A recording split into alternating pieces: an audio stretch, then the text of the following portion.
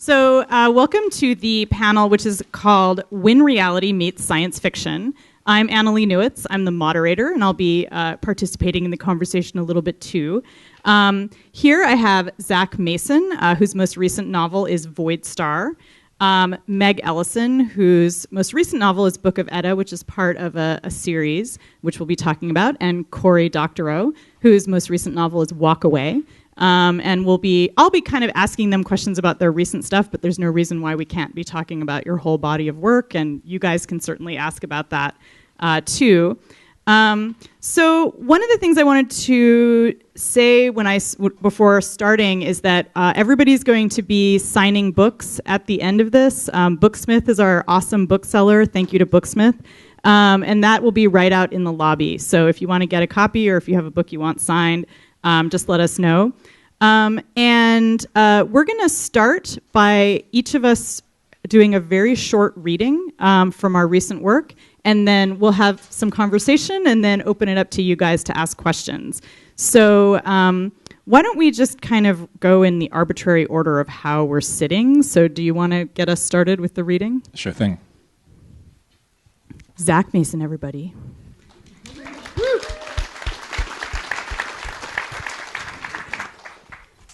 So this is from chapter 9 from my book, Void Star, which is called Matches. The match flares into fades, and then the next, and the next. The face of the man flicking matches into life and tossing them into the darkness is that of her first surgeon, and Irina is calm, lost in the slow sequence of conflagrations, and she thinks she'll be content to watch forever, but then the surgeon says, "These are the seconds, you know, burning away," and lights another. In the dream, she laughs and says, "Nothing is lost or ever will be," and summons forth all the recent images of the matches burning and fading out, delighting in her power. But the surgeon shakes his head and points at her stomach, and looking down at a point just above her navel, she is naked now. She sees a black spot so tiny it ought to be imperceptible, and as she tries futilely to scrape it away with her fingernails, she can feel the tainted cells surging reproduction as they boil outward into clean tissue. The black spot widens before her eyes.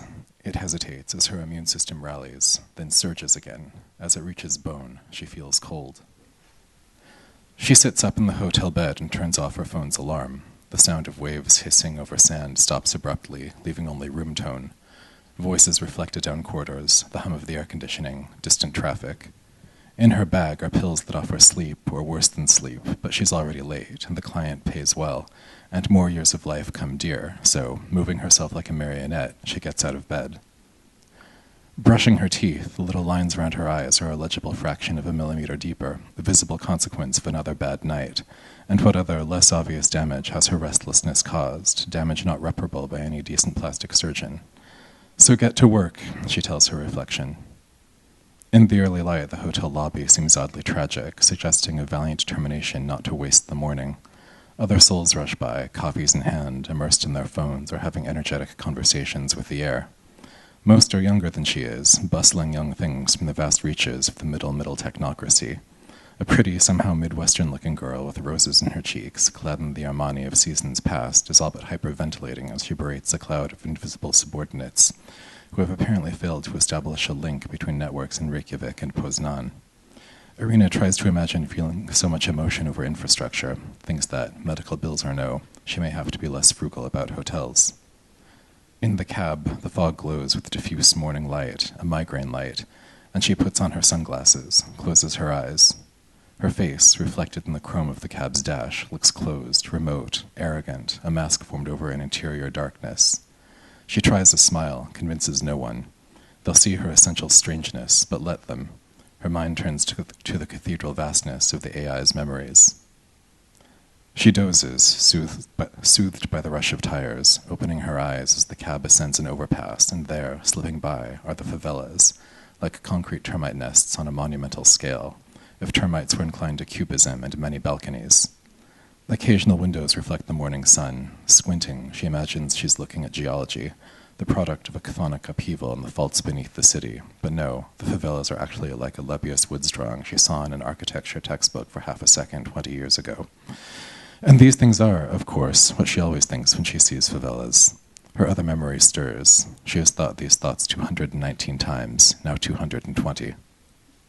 Like sculpture, the favela is, but she reminds herself that, avant-garde rapture notwithstanding, they're sinks for all the saddest ugliness in the world, that to set foot in them is to step back decades, or even centuries. They're the last bastion of the old bad kind of HIV, and have little law but the gangs in their various and occasionally lurid plumages. Even the cops won't go in except in armor. She's read about refugees starving slowly, unlicensed dentists with third-hand tools, child brothels moving from room to buried room. Childish, she reminds herself, still to expect to find wonder in cities, especially when it's elsewhere and just under the surface of things. She remembers the Metatemetatum, an AI that makes other AIs, owned by a Vancouver research lab from her last gig but one. Metatemetatum is a name given to a class of AIs that burn through trillions of possibilities a second in search of the shape of their successors. Every one had been designed by its predecessor for some 1,000 generations and 90 years. There must have been some definite moment when they'd passed beyond the understanding of even the subtlest mathematician, though when this happened is a matter of debate. All that's certain is that no one noticed at the time. Now most of the world's software, and lately its industrial design, comes from machines that are essentially ineffable, though only a handful of specialists seem to realize this, or care, the world in general blithely unaware that the programs and devices that mediate their lives have emerged from mystery. And the chapter goes on for a while, but thanks.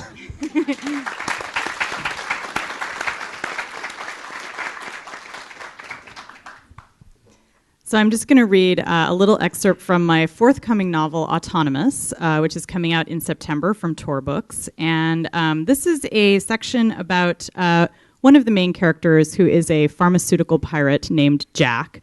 And she is stealing drugs from wealthy corporations and giving them to poor people. And, kind of like Robin Hood. And she also, I wanted to read this part here in Berkeley because I was once an idealistic graduate student at Berkeley.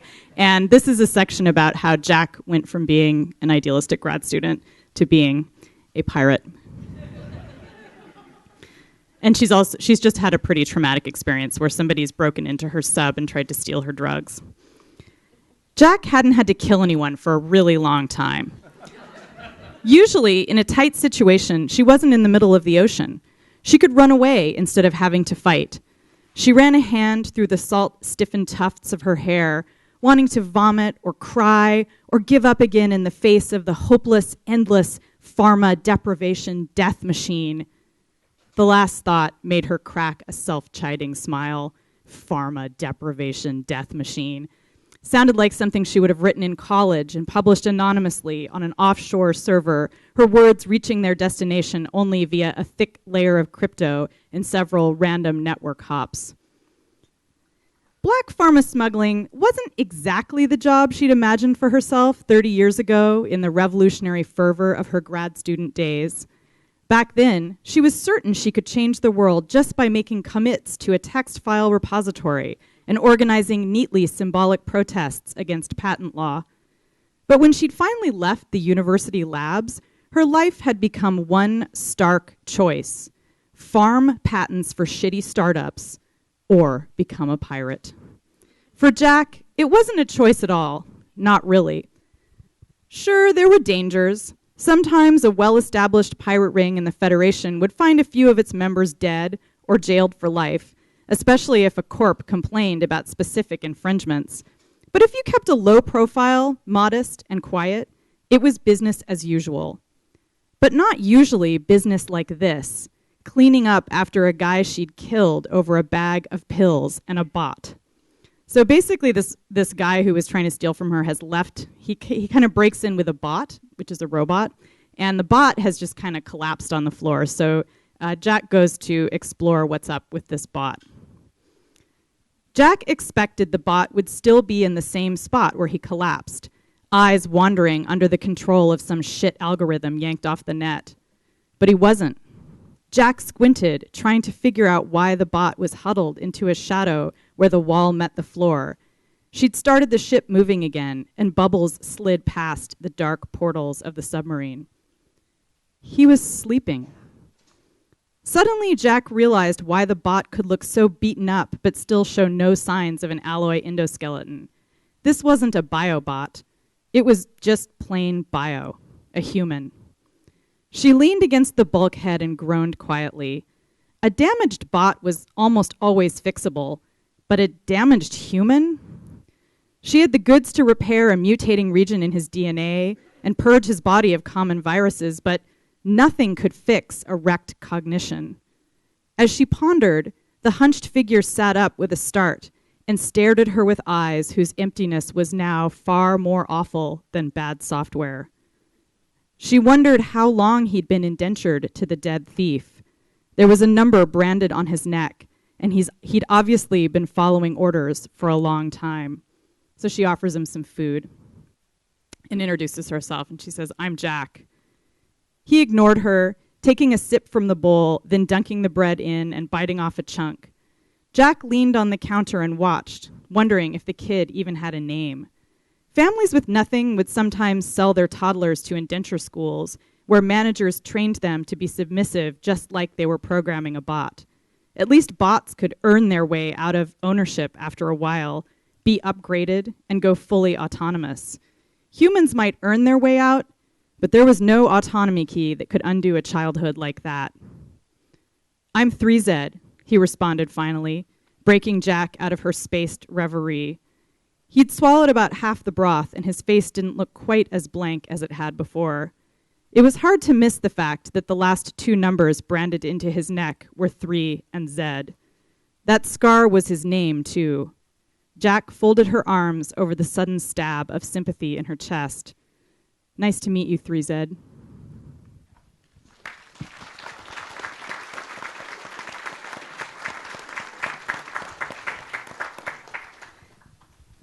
Okay, so a couple things. I'm a stander. That's the first thing. The second thing is it wasn't that long ago that I was a very jaded undergrad here in Berkeley. And so I have a flash for you today. It's a really, really short type of story about debt, which is a concept I think most of us are familiar with. And also because my books are really heavy and it's too early in the morning for that. So this is Repossession. Mom, I can't move home. I love you and Dad, but it would crush my spirit. I'm fighting so hard to feel like an adult. Right, I know. It's just the last little bit of my rent.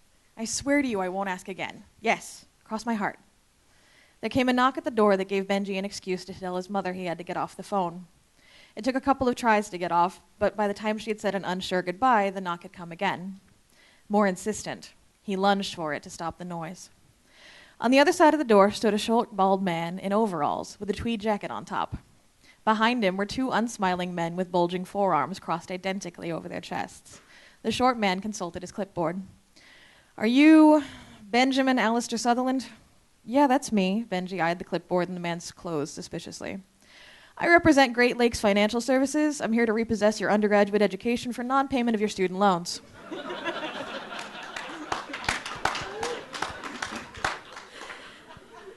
The short man took a small step back and his two henchmen pushed past Benji into his apartment. They looked around the room, sizing it up. "Wait, what? How is this legal? I only quit paying like 13 months ago." The repo man looked at him with a bored expression. "Our records indicate that you've made 3 payments total, Mr. Sutherland. My employer informs me that you haven't been answering your phone and that you've taken a job under the table so that we can't garnish your wages." Benji managed to conceal his shock and reached for indignation. "I have not. I've been writing poetry full-time." Repo's eyebrow went up in that perfect synchronization with the top page of his clipboard. "So you didn't flirt with a red-headed woman over a latte 3 days ago, telling her you were published in the New Yorker?" "A letter to the editor counts as getting published." The little man in the odd jacket did not deign to argue. "Red is one of our operatives, Mr. Sutherland. We know you're a barista. So since you've decided not to pay for the education that got you where you are today, we're going to repossess it. Take it all, guys." The little man in the overalls clamped a small device at the edge of his clipboard. It looked like a little black die with tiny green lights where the spots should be. The lights blinked. Benji began to feel woozy. The two larger men started to stack up Benji's books and pull his sun-faded and unframed posters off the walls. The itemized list of repossessions includes your literary affectations, Not my Raymond Chandler. And Chuck Bukowski, you can't take that. I haven't outgrown him yet. Your souvenirs from your semester abroad? But I tell stories about my semester in Lima every day, and I learned Spanish there, kinda. The memories and photos of the women that you dated by impressing them with your ability to quote bell hooks. Hey, I actually took women's studies. And finally, of course, your diploma. The last remaining henchman pulled the gold-encrusted frame of the Latinid monstrosity off the walls and tucked its wide, unwieldy frame under his beefy arm before heading out the door. Benji dogged his heels in a panic. He swayed on his feet, one hand to his forehead. No, man, come on, seriously, you can't. This stuff is all part of who I am. It's my personality now. I need that. Come on, be reasonable. I'll find a way to pay. He turned back to the repo man. May I have your phone, Mr. Sutherland? Benji instinctively grabbed the boxy shape through his jeans. Why?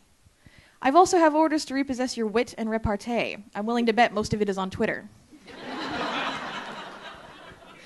Benji's pulse pounded in his ears. What's wrong with you, man? How can you do this? Don't you have a soul? The repo man chuckled, swiping Ben's phone over the little black box at the end of his clipboard. The device beeped and the phone rebooted in his hand. He held it out a moment, then he pulled back as though considering. Son, I'm an adjunct professor of medieval literature. I've been passed over for tenure 6 times at 3 schools in 2 states. My loans will never be repaid. If I had a soul, I'd sell it for health insurance. But cheer up, we're taking your alcoholism too. He moved the clipboard down and across Benji's torso. When he had finished, he touched the little box and it ceased its high-pitched humming. The blinking green lights went dark. Without all that, and now that you're less interesting and arrogant, you can probably get a real job. After all, I did. Benji sagged and took back his phone. He looked around the naked apartment, defeated. He hugged himself and thought of his mother's voice, suggesting that he move back home. Do I have to get a real job? Can't I just keep working at the coffee shop? I like it there. The repo man shrugged. I guess, if you want to, but we took your sense of irony about it. Please sign here. Benji signed his full name without affectation and watched the door close behind the repo men. Alone, he turned on the TV.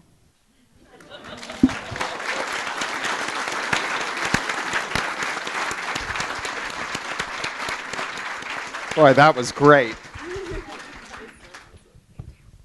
I, too, am a stander. So I'm going to read to you a bit from Chapter 2 of Walkaway.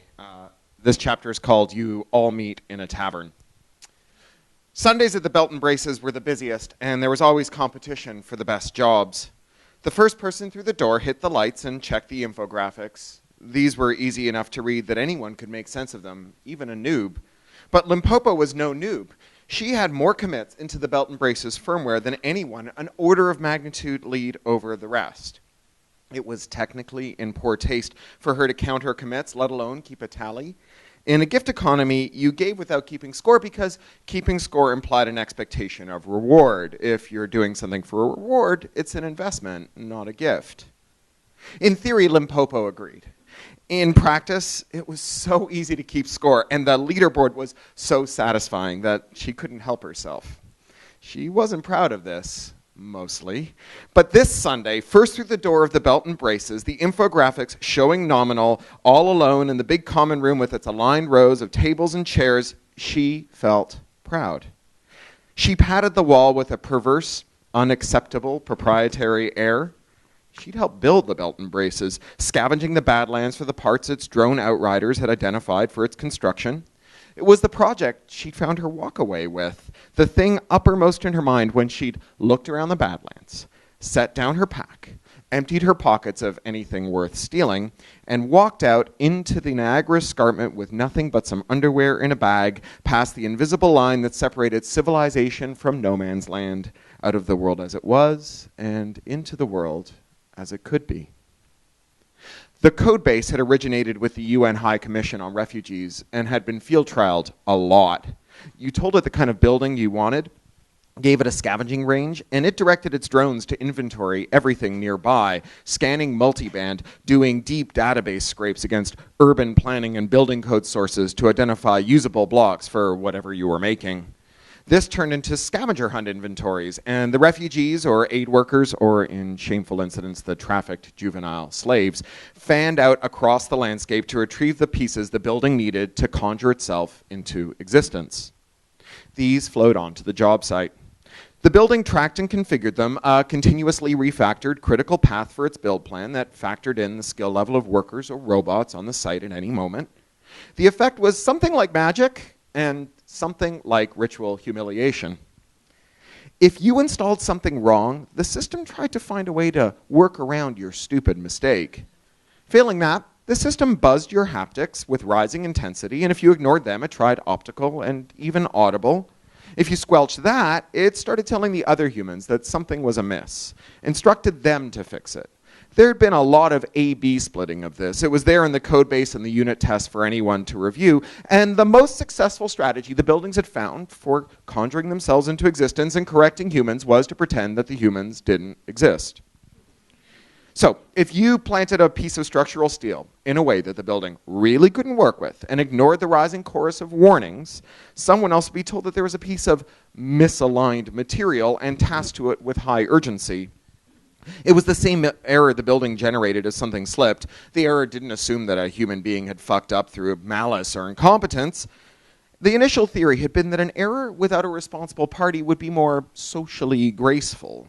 People doubled down on their mistakes, especially when you embarrassed them in front of their peers. The name and shame alternate versions had shown that hot-cheeked fierce denial was the biggest impediment to standing up a building. So, if you fucked up, soon someone would turn up with a mecha or a forklift or a screwdriver and a job ticket to unfuck the thing that you were percussively maintaining into submission. You could pretend that you were doing the same job as the new guy, that you were part of the solution instead of the problem's cause. And this let you save face, so you wouldn't insist that you were doing it right, and the building's stupid instructions and everything else in the universe was wrong.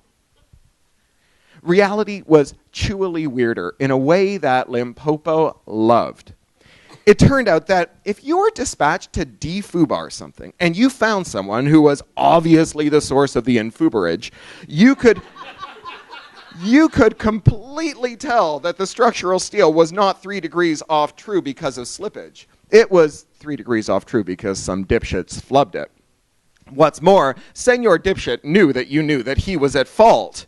But the fact that the ticket read urgent, re-true structural member minus 3 degrees at 120 degrees north-northeast, and not urgent, re-true structural member minus 3 degrees at 120 degrees north-northeast because some dipshit can't follow instructions, let both of you do this mannered kabuki in which you both operated in the third-person passive voice. The beam has become off true, not you fucked up the beam. That pretense, the researchers called it networked social disattention, but everyone else called it the how did that get there effect, had marked a vital shift in the UNHCR's distributed shelter initiative. Prior to that, it had all been gamified to fuckery with leaderboards for the most correct installs and the best looters. Test builds were marred by angry confrontations and fistfights. Even this was a virtue, since every build would fissure into 2 or 3 subgroups, each one putting up their own buildings. It was 3 for the price of 1. Inevitably, these forked-off projects would be less ambitious than the original plan. So the early sites had a characteristic look, a wide, flat, low building, the first 3 stories of something that had been planned for 10 before half the workers had quit. 100 meters away, 3 more buildings, each half the size of the first, representing the forked and reforked buildings revenge built by alienated splitters. Some sites had Fibonacci spirals of ever smaller forks terminating in a single hostility-radiating, hate-built Wendy house. The buildings made the leap from UNHCR repo to the walkaways and mutated into innumerable variations beyond the clinic, school, shelter, refugee trinity. The Belt and Braces was the first tavern ever attempted. Layouts for restaurant kitchens weren't far off from big camp kitchens, and big communal spaces were easy enough, but the actual zeitgeist of the thing was substantially different, tweaked in 1,000 ways so that you'd never walk into it and say, this is a refugee residence that's been converted into a restaurant. But you'd never mistake the Belt and Braces for an ordinary restaurant. Its major feature was the projection map lighting that painted the items throughout its interior with subtle red-green tones telling you where something needed human attention. This was the UNHCR playbook too, but again, there was a world of difference between dishing up MREs to climate refuse and serving fancy dry ice cocktails made with wet printers and powdered alcohol. No refugee camp ever went through quite so many cocktail parasols and perfect knot swizzle sticks. On an average day, the belt and braces served a couple hundred people, but on Sundays it was more like 500. The influx of noobs brought scouts for talent, sexual partners, playmates, bandmates, and of course, victims. Being the first one through the door meant that Limpopo would get to play Mater D. The assay showed that last night's beer had come up well. The hydrogen cells were running 45%, which would run the belt and braces for 2 weeks flat out. The egg beaters on the roof had been running hard, electrolyzing wastewater and pumping cracked hydrogen into the cells. There were 50 cells in the basement, harvested out of abandoned jets the drones had spotted. The jets hadn't been airworthy in a long time, but had yielded quantities of materiel for the belt and braces, including dozens of benches made from their seats. The hard-wearing upholstery came clean, its dirt-shedding surfaces revealing designs with each wipe of their rags like reappearing, disappearing ink. But the hydrogen cells had been the biggest find of all, and without them, the belt and braces would have been very different, prone to shortages and brownouts. Limpopo fretted that they'd be stolen, and it took all her self-control not to install surveillanceware around all the utility hatches. The pre-prep stuff on the larder showed green, but she still made a point of personally sniffing the cheese cultures and prodding the dough through its kneading film. The sauce precursor smelled tasty, and the ice cream maker hummed as it lazily aerated the frozen cream. She called for coffeeum and sat, skewered on a beam of light in the middle of the commons as the delicious, fruity, musky aroma filled the room. The first cup of coffeeum danced hot in her mouth, and its early onset ingredients percolated into her bloodstream through the mucous membranes under her tongue. Her fingertips and scalp tingled, and she closed her eyes to enjoy the effects the second wave substances brought on as her gut started to work.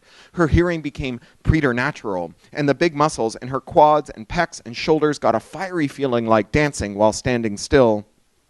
She took another deep draught and closed her eyes, and when she opened them again, she had company. Thank you.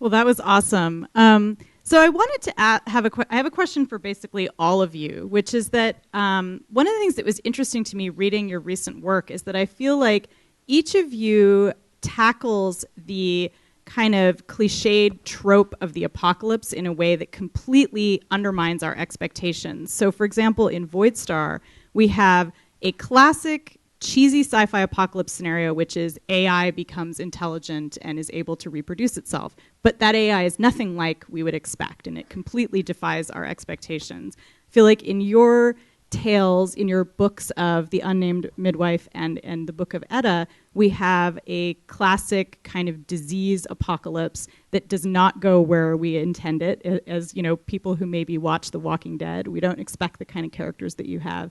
And in Walkaway, I want to say it's an economic apocalypse, but I think it's more than that, and I also think it's more complicated than that.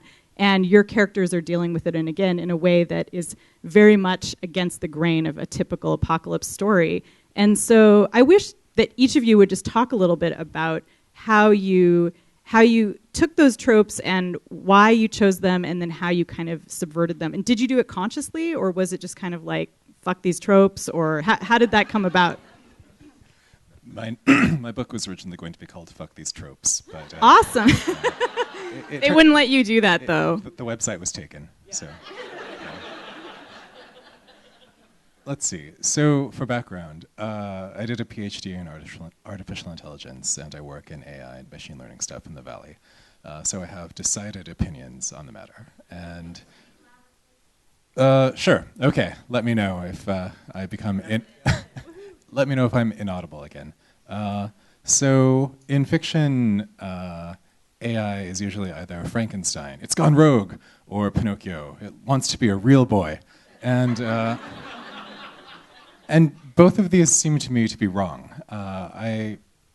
one of the reasons AI doesn't really work in any meaningful way, okay, there's AlphaGo, but basically there are no AIs, is that the world is really hard to figure out algorithmically. Like, you can do wonderful logic and data crunching and that kind of thing, but like parsing an image or walking across a room in varying lighting conditions is virtually impossible, at least with current technology.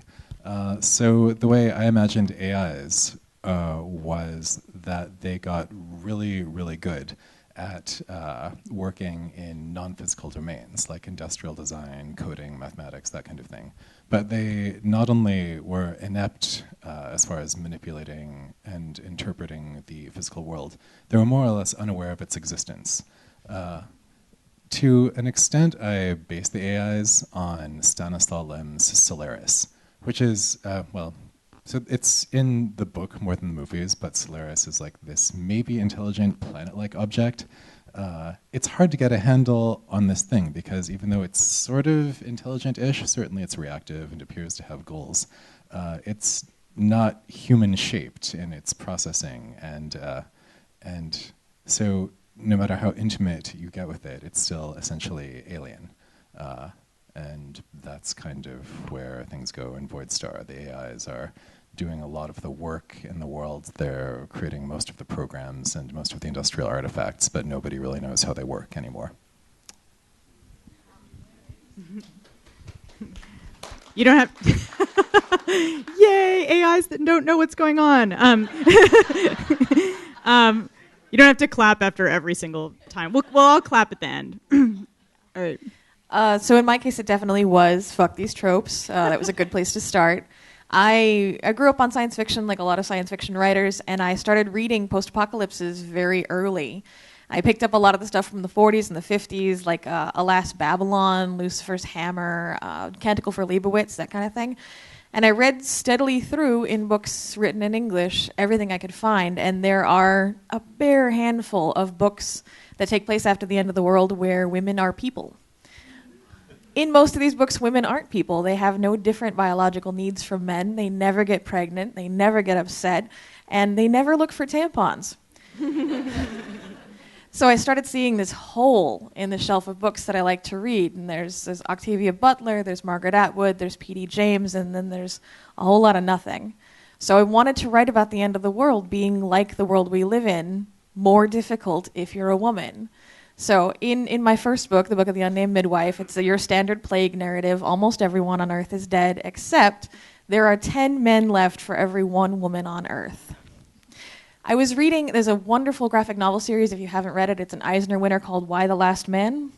There's literally one man left on Earth and his pet monkey, and they're the last male animals living. And I was reading it, and I was fascinated. And I was like, this is so good, and it's funny, and it's poignant, and it gets into all kinds of stuff about gender. And I turned a page, and I had the cold realization that if there was one woman left on Earth, she'd be dead in 3 days. It's a different story. So I had to write it. That's great. Super interesting. So I call it an optimistic disaster novel. And I think there's reasonable reason to be optimistic about disasters. So it's not optimistic to think we'll just never have disasters, right? If you're an engineer and your design approach is, oh, I'll just design this so it never fails, you don't make a good system, you make the Titanic, right? So really, like, what we should all be concerning ourselves with is what financial engineers call the liquidation preference, right? What happens when things go wrong? 'Cause it's easy to make things that work well when they're going right. You know, the financial crisis worked great until it didn't.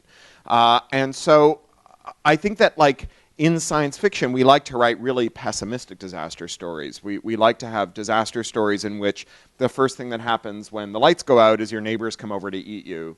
And I think that there's like a good narrative reason for that, which is that science fiction is pulp fiction, which I love. It centers the plot. There's this great William Gibson interview in the Paris Review where they ask him, what do you do when you meet literary writers who look down their nose at you for writing science fiction? He says, when I meet those people, I think to myself, I am a descendant of Dashiell Hammett, and by God, I can plot, right? My tractor has wheels on it, right? And so when you're centering the plot, you can ask the reader to suspend their disbelief in the service of making the plot plottier. So, science fiction is like the birthplace of the techno thriller, which is, the novel. It's Bruce Sterling calls it a science fiction novel that has the president in it as a techno thriller. But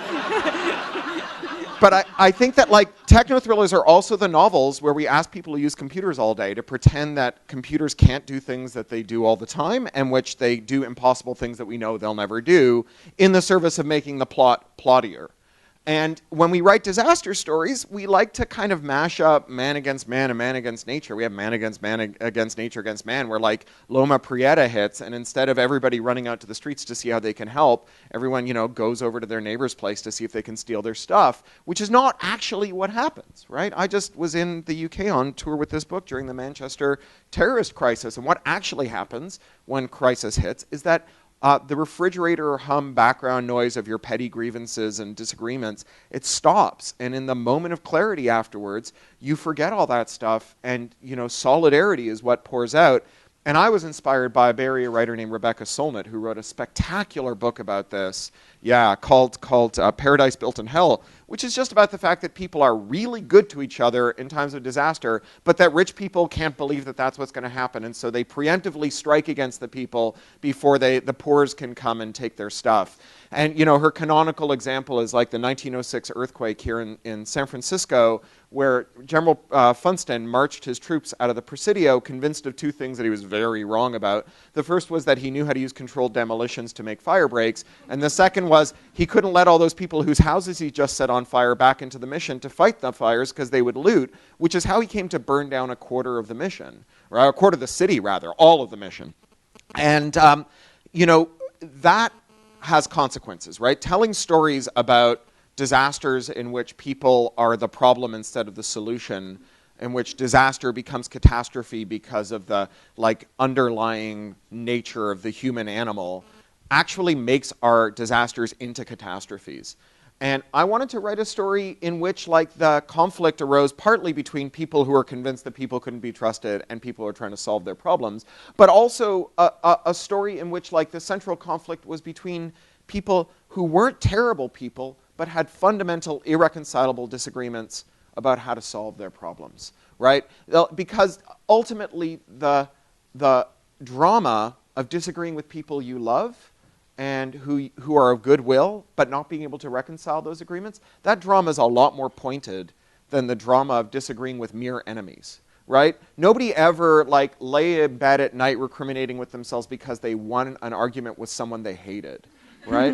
But the only thing worse than losing an argument at Christmas dinner with your family is winning it. And so not only do you get a plottier plot when you leave aside the lazy business of man against nature against man, but you also give us all a better intuition about what happens when, not if, the lights go out the next time. It's a super interesting point. And of course, there's also man against woman against nature, too, as we were just talking about. So one of the things that the kind of writing that you guys are doing deals with a lot is, what you might call sort of technology world building, sort of inventing new tech or inventing, new ways that people will cope without having technology. And I think what's really neglected in conversations about that is social world building. How do you build a realistic future society? Not, leaving aside the question of how do you build, say, a realistic AI? How did you guys think about creating all of the little pieces that go into making up a futuristic society? Did you map it out? Did you see it as coming from the technologies that you were thinking about? How did that work for you? Go ahead. So I took a sort of deliberately schizophrenic approach to world building. I wanted the future to seem, at the same time, totally banal. People are pretty much the same in 100 years.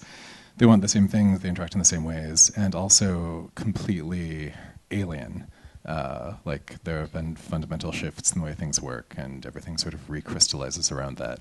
And the banality makes you accept the strangeness, which has itself slowly become quotidian.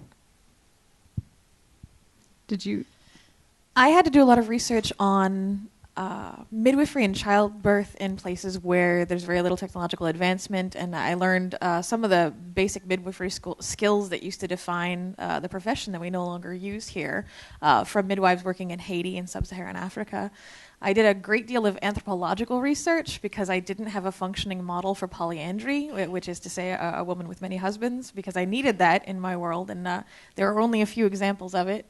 I also wanted to take a look at polygyny and also at countries with failure in gender parity, so countries that practice female abortion and female infanticide. I learned that there's an almost rigidly applied rise in violence per capita. If you lose even 1 point of gender parity, you gain like 10 points in random violence, and that really was, it was shocking to me. I had no idea. And I did a lot of the kind of research that I needed to do to create this society, looking at places in the world that work very differently than the United States. And I learned a great deal, and I found that I wasn't really building a world. I was sort of cutting pieces out of a world that was and making a quilt out of it. So, I mean, one part of the thought experiment in Walkaway is, what if we could make buildings or space programs the way we make operating systems and encyclopedias today? And, we have this old project of our species, which is figuring out how more than one person can do a thing together. It's like kind of our defining problem. It's like where our neocortex comes from. And we spend a lot of time kind of coming up with different structures and institutions and hierarchies to do it. And we get these real benefits from like subsuming our will to the will of a wider project, but we also pay a real cost. So, before we like decompose craft processes into industrial processes, you could just work in rhythm with your own like shifting humors and the weather and whatever. So it's a nice day, I'm going to work out of doors today. Oh, it's raining, I'll do some tasks that I do indoors. And the problem with that is that whatever you're making, clothes or, doors or hinges, no one could afford them, right? They were transcendently expensive. And then we decompose those tasks into industrial tasks, and at the cost of being able to decide what to do, because you're standing on an assembly line and you're like, oh, it's a nice day, I'm going to go work out of doors today. The assembly line grinds to a halt, but what we do get is that everyone can afford like more than one suit of clothes, and we can all have windows on our, glass in our windows. So I tried to imagine what it would be like if we could, like, in the words of Magpie Killjoy and their magazine, Steampunk magazine, how if we could love the machine but hate the factory, right? If we could take what we do now to do these big, complicated tasks that are like post-industrial, like making operating systems, where we just argue with each other a lot, but you don't have to. You don't have to like agree with people, and you don't have to let someone else boss you around. We can take these structures like GitHub or MediaWiki, and we can like just throw random chunks of labor at them, and it kind of sticks and agglomerates together, or parts of it falls off the edge, and then someone finds it later from the trough or the waste trough and plops it back on. Maybe it sticks again, and it's like it's messy and it's weird, and like nobody likes working that way. But everybody likes working that way better than they like having a boss who tells them exactly what they have to do, right? It's it's like it's the least worst solution we found to that problem. And so like I just tried to imagine all of those arguments, all of those fights, all of those weird disagreements, all those like schisms playing out. What does it mean to be someone who endorses the idea of a free skyscraper but not an open skyscraper,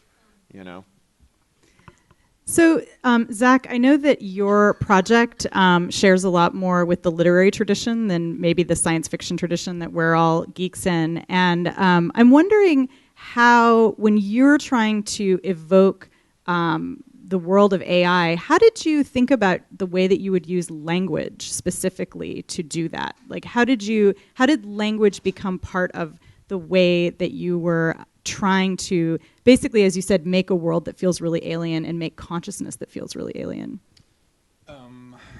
Let's see. So it was difficult. I think I spent like 3 years getting the chapter where Irina is communing with her first AI right. It's non-trivial. You use heightened language. You steer the camera away from the parts that would be too time-consuming or boring to explain, or where you have no real idea how it works. So it's like when I look people generally react positively to that chapter and think it's cool, but when I look at it, I sort of see the technology, like not in the book, but of trying to make it plausible and fun and fast enough to hold their interest, and there are all these little sleights of hand and misdirections and guiding the attention to where attention can usefully be focused. Is that a useful answer at all? No, I want to know more. So, I mean, I guess like what I was really curious about is, did you have in mind, the idea that AI would not use language the way people would? Did you get that idea from somewhere? Was it just that you really thought about it for a super long time and you were like, all right, based on what I know of AI, this is what they would do with language? Well, so the AIs in Voidstar can't communicate using human language. They have their own languages, essentially. So that was based on the observation that human language is vaguely isomorphic to human thought. That's kind of the point of language. Moreover, it's evolved with certain constraints, like we can only express so many bits per second by talking, we can only think so fast, and so on. The AIs are subject to much different constraints. So they didn't evolve, they're the end process of the sort of endless cycle of design. They can communicate at immense bandwidth. They have much more processing power and much different concerns. So finding a sort of point of commonality or common ground is extremely difficult, which is one of the reasons that Irina, one of the protagonists, can make so much money. She has an implant which gives her a perfect memory, which allows her to get closer to them than almost anyone else can. It's super interesting. So, Meg, I wanted to talk to you about actually picking up on what you were saying about memory, the role of memory in your let's not call it post-apocalyptic, but post-apocalyptic-esque works. There's this amazing scene that sort of opens the book of the Unnamed Midwife, where an older woman is having a bunch of young scribes copy out parts of the book that we're about to read. And I'm wondering, how do you see memory fitting into a vision of the far future there? Because that's kind of the project that we're following, is them remembering this past. Beginning to write a book where almost everybody on Earth has died is this massive undertaking in nostalgia. And I started to realize almost at once when I was plotting it how much would be lost. So many books will last a long time. I mean, I have books in my collection that are nearly 200 years old, but many won't. So there'll be lots of stories that are just lost. So in a society that relies for the most part on oral tradition and the immediate transmission of skills from a master to an apprentice, there's a huge skill loss, there's a huge story loss, and memory is beyond imperfect. I mean, you have to let me know where I can sign up for one of those chips that'll give me perfect memory, because I'll be first in line. I've forgotten more than I can ever use, and it's terrifying. So when I was looking at creating this world, I was thinking they're going to have to copy books by hand. They can't operate a printing press. Not only is the printing press no longer working, but the people who knew how to work it are gone. They're going to have to teach nursing and any kind of doctoring from person to person. And if that first person who started that line wasn't a surgeon or not an oncologist, those skills are lost. If the person who knows how to dig pit toilets doesn't live in your village doesn't know how to dig pit toilets. So all of that, the persistence of memory and the loss of memory, really forced me to look at the way that isolated societies, each with their own skills and skill lacks, would evolve extremely differently. And that translates into the type of industry they're able to perform, the type of trade they're able to undertake, and ultimately what kind of societies they become. So it's all these weird little pocket worlds in that world. And some have guns, and some know how to use a steel plow, and some know how to mill corn, and everybody else does not. That's super interesting. So, Cory, you're sort of near future. Actually, do you have an idea of how far in the future Walkaway is supposed to be, or is it just kind of like give us, several decades, or is it sort of near? So I have a thing I do, which is that I deliberately try to obfuscate any kind of chronological. Like, Good. I am not Robert A. Timeline, right? Right. So that that validates my sense of it's kind of, it's your 5 minutes into the future from Max Headroom kind of thing. And so one of the things that's really interesting about this book, and actually a lot of your work, is that you take technologies that we're kind of already immersed in now, technologies that a lot of us have seen, like 3D printing or mesh networks or mobiles, and you sort of plot a future for them, but at the same time, you're sort of telling an alternate story about how those technologies could be used. And I'm wondering, do you ever feel like part of your goal in writing these tales is to kind of correct people's misconceptions about how technologies can be used, like technologies that are around us all the time? Yeah, there's a wonderful debut science fiction novelist from last year, Ada Palmer, who's a historian at the University of Chicago, whose first novel, Too Like the Lightning, is up for the Hugo. It's a tremendous book. She just lost the Nebula, I think?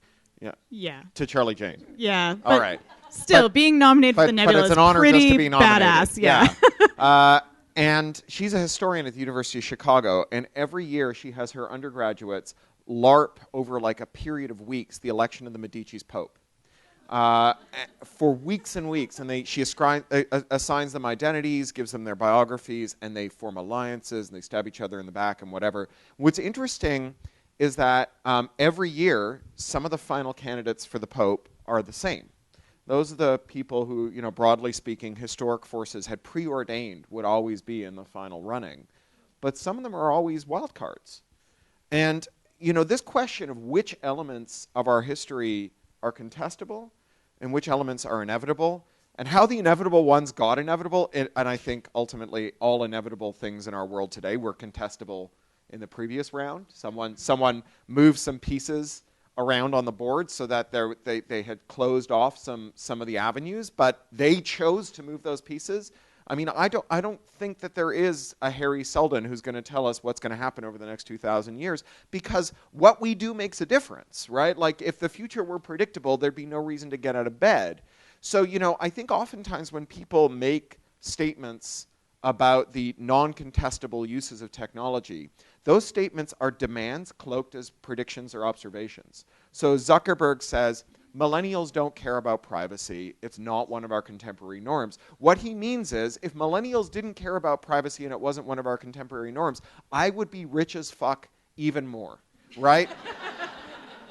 And so it's a demand cloaked as an observation. And the reality is, like, we invented the telescope without concomitantly inventing the norm that it's cool to shine them through people's living room windows, right? Like, we never said if yon oldie worldy millennials didst not care about being seen in the nutty, they would invest in ye olde curtains, right? We said, like, looking through a telescope through someone's bedroom window is creepy. And so, that the way that we march from don't be evil to surveillance capitalism is by a million little steps in which we assert that things that are totally up to us are actually being forced down our throats by the great, ineffable, and irresistible forces of history. And writing the different possibilities, is a way of pointing this out. When Thatcher said there is no alternative, she meant stop trying to think of alternatives. Right? And so there is a certain radicalness in just asserting that alternatives can exist.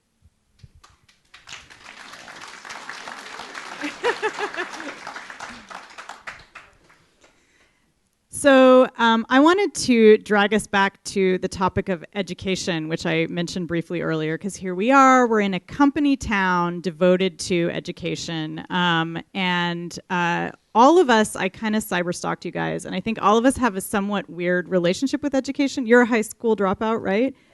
Yes, me too. You're also a high school dropout. Cory 7 years in a four-year high school. Right. Cory is a...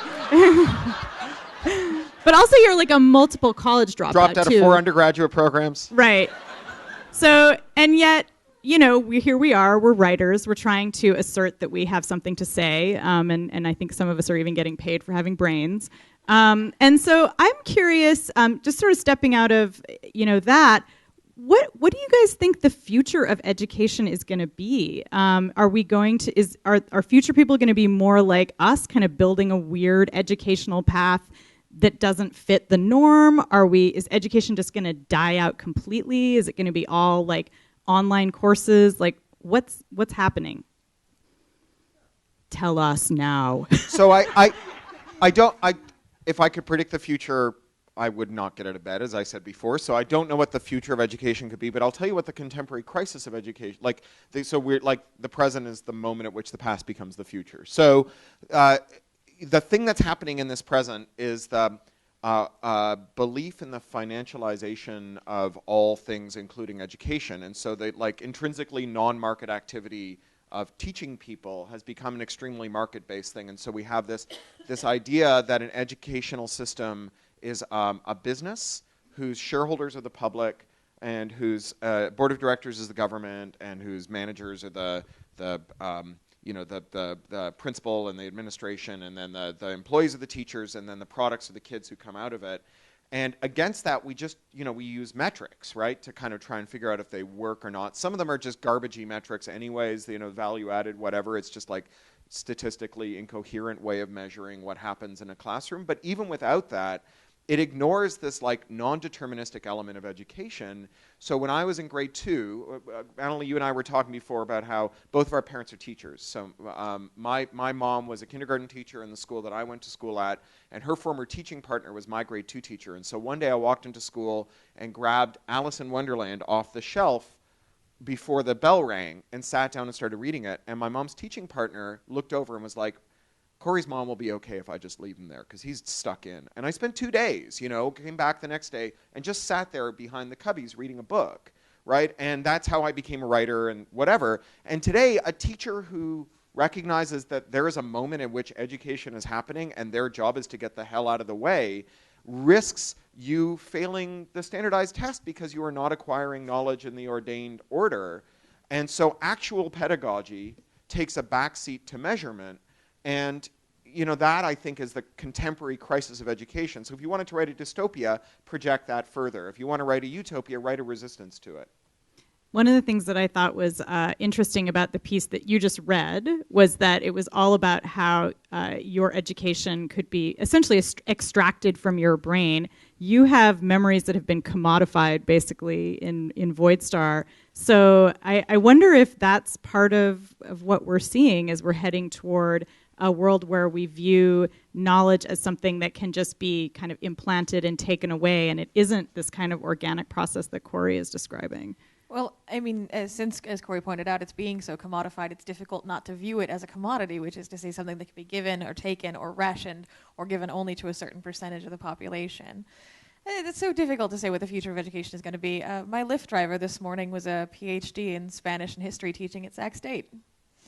So teaching has become a gig, and as each job becomes a gig, it gets less and less done, and it achieves less and less for all of us. Did you want to say anything? Or? So I was thinking about a friend of mine who's at Dawn at Oxford, and he's talking about how labor-intensive it is teaching the kids, and Louder. and how labor-intensive it is teaching the kids. And I was reflecting that once you know how to read, you can kind of self-educate. So what's the point of going to university besides getting the imprimatur and a union card? And there's something important about interacting directly with a good teacher, which it doesn't seem like you can sort of technologize away. So I imagine that will always be important. We're going to open up for questions in a minute. I think, does someone have a mic?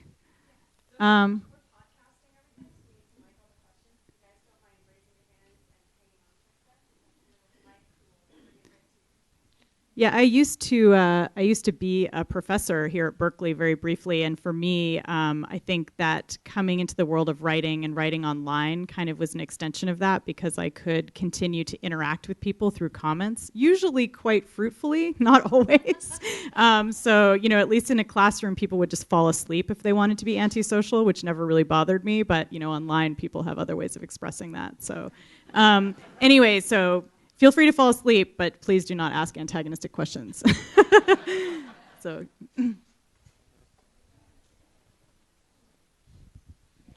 also stand up. Thank you guys for this great panel. This is really awesome to hear. I have a question, I guess for anybody, but specifically also for Cory. Thanks so much for all of your writing. I read your Little Brother book in college, and it was very inspirational. I was interested in what you talked about with the optimistic disaster model. I thought it was really interesting talking about something that happens at a time of a crisis. You were talking about sort of how do humans act well in a time of crisis, but it feels to me like what if the apocalypse is gradual, or what if things happen in a more gradual way? How does the kind of good part of human nature fit in and inspire society that you were talking about in a crisis also happen in a gradual way, if you've thought about that at all? So there's a really good movie about this, a German movie, and I'm about to violate Godwin's law. It's about the Holocaust. It's called The Counterfeiters, or Die Falsche, and it's about this actual historic project, which was to gather together all of the imprisoned people who had either been financiers or counterfeiters or fine artists, and get them to counterfeit U.S. and British currency to fund the Wehrmacht, and also to crash the British and American economies. And what's interesting about it is that it poses these characters, some of whom are cops and some of whom are bank robbers, but all of whom are imprisoned in a death camp, against each other, and shows how treating people as though they were criminals leads them to a kind of criminal act. Like everything gets viewed through a criminal lens, and things can only be done criminally. And it was really interesting to watch people being primed in this narrative way, being primed for bad acts, for anti-cooperative behavior.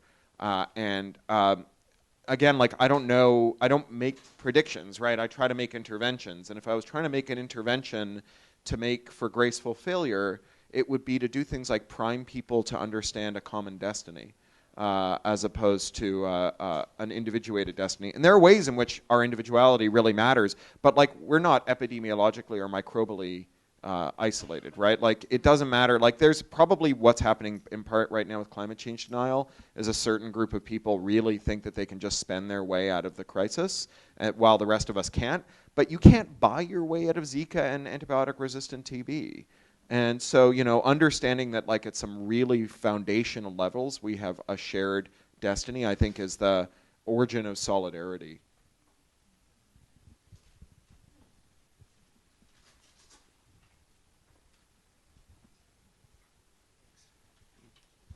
Thank you. Also, great panel. Thank you very much.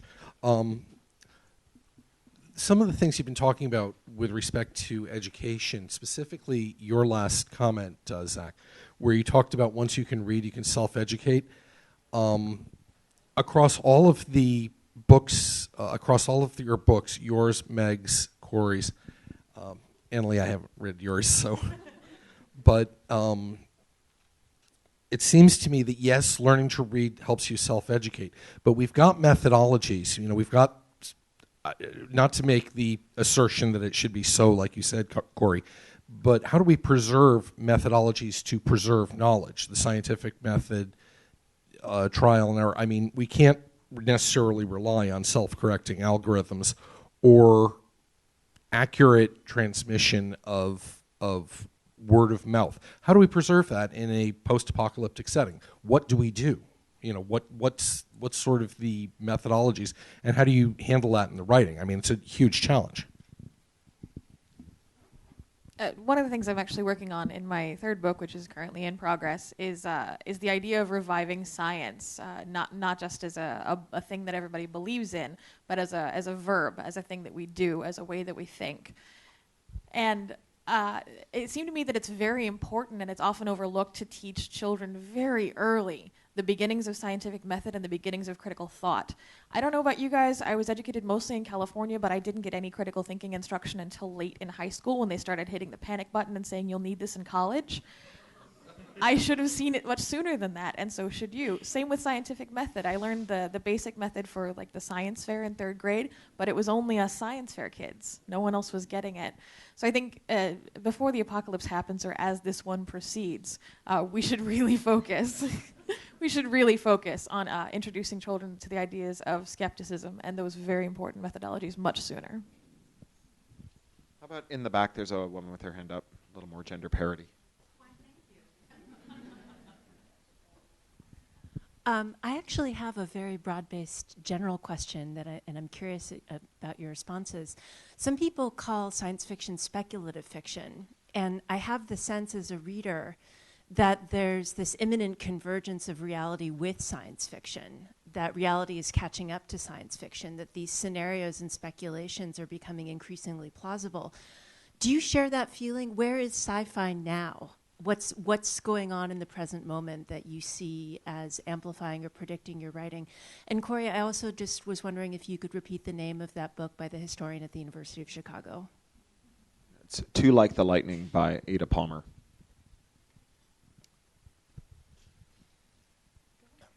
So, as far as reality and science fiction converging, I don't know. I mean, the rate of technological change is increasing, but there are always going to be these unrealized potential futures before us, which will be tantalizing and fascinating, and then never quite work out in the way we thought they would.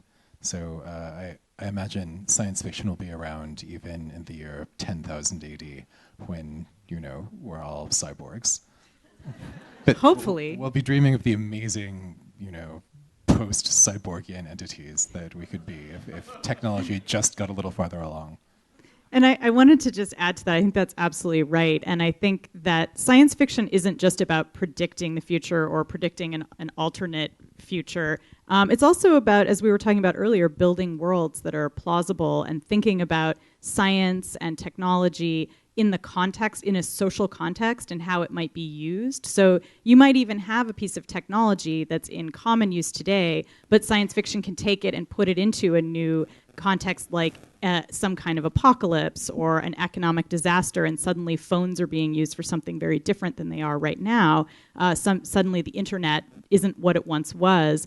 And the other thing is that science fiction is really just, at this point, fiction that incorporates science. So in that sense, we're in keeping with a long tradition. I mean, the earliest science fiction novel, Frankenstein, was actually about contemporary science around electricity. And so it's about extrapolating and saying, like, well, what if we take this actual scientific innovation and go in this direction? Maybe we'll even go to like a parallel universe, right? We won't even necessarily be in our current timeline. And that's what's the fun of it. And I think that's what allows us to think about ethical and social issues around our science and technology in a kind of safe space, because it's another world. It's the future. It's an alternate reality. So we don't have to think about, like, well, how is our current administration dealing with science? We have a lot of feelings about that. But sometimes it's good to take those feelings away and just think about, well, what if we place the science in another context? Where does that take us? I think that a thing happened in the 80s with computers where they became increasingly the focus of both science fiction and people's lives and policy questions. And that was a departure from historic kinds of science fiction. I mean, yeah, you're right. Shelley was writing about electricity at a moment where electricity was a little more salient to people's lives too. But there was a long era in which the kind of core of so-called hard science fiction was always related to astromechanics, rocketry, space travel. That was like kind of the overarching theme. And hilariously, we called it hard science fiction, although we always waved our hands and said, and this is how people will live in space, and here's how we'll do agriculture in space, and here's how we'll do rocket propulsion. But it's like, it's totally grounded in physics. Don't worry, guys. And so but the part that was, the thing about that fiction is that it wasn't very salient, right? Like, yes, everybody grew up to be a rocket scientist or an astronaut, read science fiction, but like most of the people who read science fiction did not grow up to be astronauts or rocket scientists. And so, yeah. So it was, yeah, some of us, like, weirdly in a kind of breathing your own farts way, grew up to be science fiction writers, right? But with computers, there was like, suddenly, like, the thing that was changing your world was the thing that was being speculated about in the book, and the people who were making it were reading the books, and the people who were reading the books were making it, and there was all of this kind of really intense salience going on, and that hasn't stopped. I mean, now we're seeing like CRISPR and bioscience and our stuff, but like really that immediacy is really important, and it has weird consequences. In 1984, Matthew Broderick was in an amazing movie called War Games, where a kid almost started World War III from his basement with an acoustic coupler. In 1986, Congress passed the Computer Fraud and Abuse Act, specifically because people were like, what are you going to do about the Matthew Broderick threat? Right? And it was a remarkably shitty law, which we've never managed to repeal because it people were like, well, yeah, we still think we have the Matthew Broderick threat. It's why Aaron Swartz was facing 35 years in prison for violating terms of service on a university network, as the Computer Fraud and Abuse Act is this crazily badly drafted law.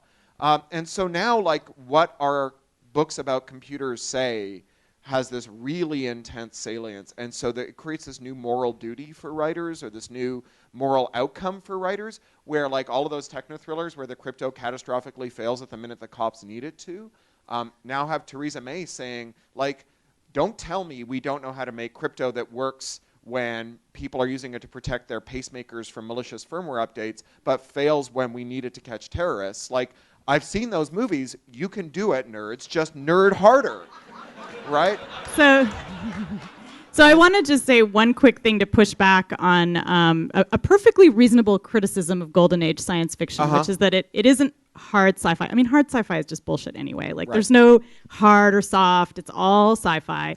But one thing that I think we forget is that during the era when space opera became the mainstream of science fiction, that was the era when global politics were finally becoming a reality. And so the idea of traveling to other worlds and looking at Earth as a kind of a unified or semi-unified culture, and looking at alien worlds and traveling between them and how do you negotiate that, was very much a reflection of the politics of the era. And so it's true that, of course, it was all very silly and we weren't all traveling to other planets, but people were increasingly traveling to other nations and forming new alliances with other nations. So it kind of made sense for its era, even though it was masked as something very different. I was going to say something very similar, is if you really want to see science fiction not really able to be distinguished from reality, read the science fiction that was written during the arms race and the Cuban Missile Crisis. Yeah. They were literally writing their headlines into their worst fears into tomorrow. Like, it was much closer then than it is now. Can we get some more questions? Yeah, there's another woman down here if you want to. Sure, thanks.